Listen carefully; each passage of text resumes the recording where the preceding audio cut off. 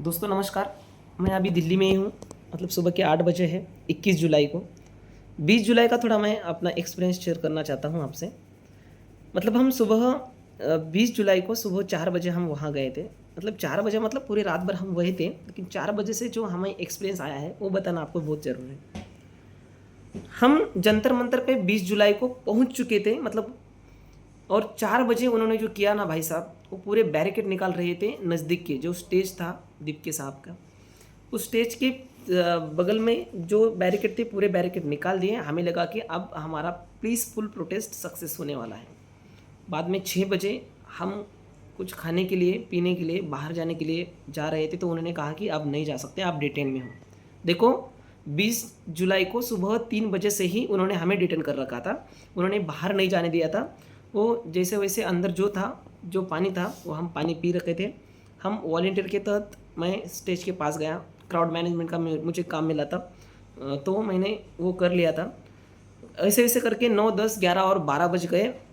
दीपके ने सब प्रोटेस्ट शुरू करने का ऐलान कर दिया, चलो संसद चलो संसद।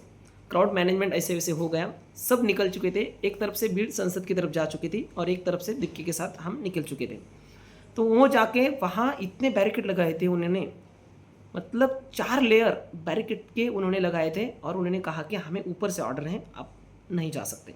अगर आपको जाना होगा तो आपको यहाँ रुकना होगा, आपका प्रोटेस्ट तोड़ना होगा। और नीचे खबरें क्या चल रही थी बाहर पता है आपको? मतलब आपने सुना होगा जो वहाँ नहीं थे, कि दीप्ति के साथ मोदी की कुछ बातचीत हुई है और उनका हल निकल चुका है। बिल्कुल नहीं है भाई साहब।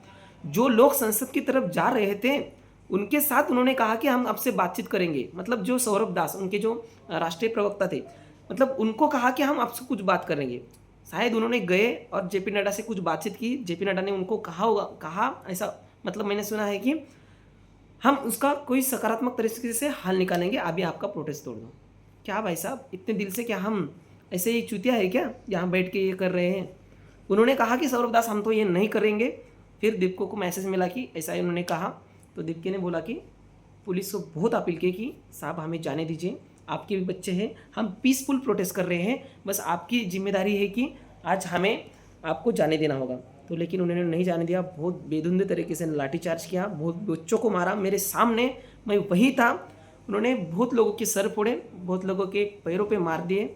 और इतना होने के बाद हमने, इतनी पानी बारिश गिर रही थी, तो हमने क्या किया, चलो बहुत भूख लगी थी, 4 बजे थे, बहुत भूख लगी थी पानी पीने के लिए। उन्होंने दीपके साहब ने बोला था कि प्लीज़, पुलिस को बोला था कि बस पानी तो लाने दीजिए। तो उन्होंने पानी तक नहीं पिलाया है। मतलब हमारे पैसों से बाहर से पानी आने वाला था, तो वो पानी भी वो नहीं ला के दिए भाई। पता है आपको वो पानी कौन लाया था? मतलब सुबह मैं 4 बजे जब वहाँ बैठा था, बहुत अच्छा फीलिंग हुआ यार मुझे। बच्चे खाने के लिए गुरुद्वारे में जा रहे थे और पानी पिला रहा था एक मुसलमान। बस हम हिंदू मुस्लिम करके यहाँ रह गए। अब अंध भक्तों को क्या बोले?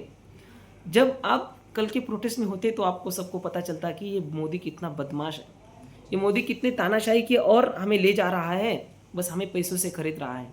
बस लाड़की बहन नाम की जो महाराष्ट्र में योजना है, बस किसानों को 6-6, 5-5 हज़ार रुपये दे रहे हैं, ये आपको खरीद लिए उन्होंने। इसके बाद मैं जब 4 बजे, मतलब शाम को 4 बजे कैसे वैसे करके थोड़ा बाहर निकला, देखिए बाहर भी कुछ चल रहा था। तो मेरे पास हमारे महाराष्ट्र के कराड़े सर भी थे, तो हम देखे थे। अरे भाई वो मंजर तो देखने लायक नहीं था। मतलब नेपाल में ऐसा नहीं हुआ, वहाँ था वैसा। मतलब पूरे बच्चे भाग रहे थे, पूरे पुलिस उनके पीछे पड़े हुए थे, बस बेधुंद मार रहे थे उनको। क्या चल रहा है भाई साहब? ये इंडिया है, ये थोड़ा ही नॉर्थ कोरिया है। अगर नॉर्थ कोरिया का डिक्टेटर भी ऐसा नहीं करता, मुझे कल लगा। हम पुलिस के सामने गए, पुलिस को बोल रहे थे कि ये क्या, पुलिस बोल रहे थे कि बस कुछ नहीं बोलना, बस आप भाग जाने का। सब जगह वो घेर रखे थे। वैसे वैसे करके 7-8 बजे थे रात के। हमने फिर से ठान लिया था, सब बच्चों ने ठान लिया कि आप जंतर मंतर जाके ही रहेंगे। कैसे वैसे करके परिस्थिति थोड़ी हालात कम हो गई। मतलब बहुत सारे लोग अपने अपने घर जा चुके थे जो जो दिल्ली में थे। मतलब जो बाहर के थे उनका क्या, उन्होंने सब ट्रेन बंद कर रखी चुकी थी, उन्होंने मेट्रो बंद कर रखी चुकी थी। तो हम क्या किए, फिर से दिल्ली जंतर मंतर में आए। बहुत उनको मतलब एकजुटता फिर से दिखाई और दीपके जी के पास गए हम रात के 8-9 बजे। फिर रात को 12 बजे तक हम वही थे। हमें तो बहुत भूख लगी थी, क्योंकि एक दो दिन से हमने सोए नहीं थे और एक दिन से हम कुछ खाया नहीं था। तो हमने सोचा कि कुछ खाने के लिए मिलेगा, तो हम वो जा रहे थे, फिर हम खाने के लिए जा रहे थे भाई साहब, फिर भी उन्होंने हमको पकड़ा और कहा कि आप कहाँ जा रहे हो, आप प्रोटेस्ट को नहीं जा सकते, आप चले जाओ घर को। कैसे वैसे करके हम गुरुद्वारा में गए, वहाँ हमें सुरक्षित महसूस हुआ, सब लोगों ने खाना खाया। वो गुरुद्वारा वहाँ बहुत सारे बच्चे थे कल रात को 12 बजे।